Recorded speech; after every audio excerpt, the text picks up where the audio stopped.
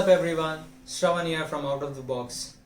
Recently Google rolled an AirDrop like feature for Android which is being called as Nearby Share. Basically it's a content sharing feature for Android that pretty much works similar to third-party apps like Sender or Share It. But there are few areas where it outstands those typical third-party sharing apps. To know more about it, let's get started. Apple had AirDrop for quite a long time.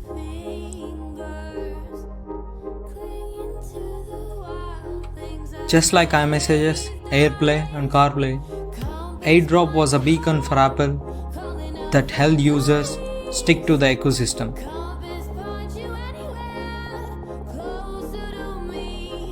It was so instantaneous and secure.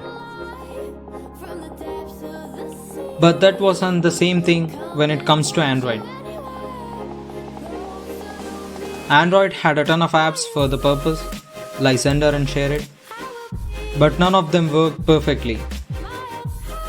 So Android released Nearby Share as a solution for this. Come, let's set it up on our devices.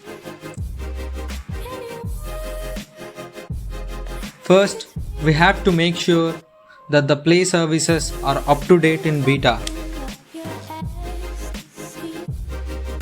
If you are not aware of the beta program, check the link in the description to join one. After updating the Play services, head to the Quick Settings panel. Tap on this icon. You will see this new toggle there. Place it on the Quick Settings panel.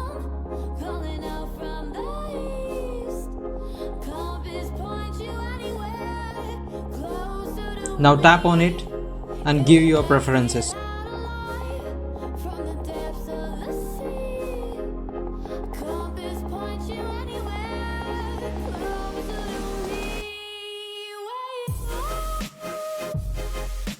Turn location and Wi-Fi on.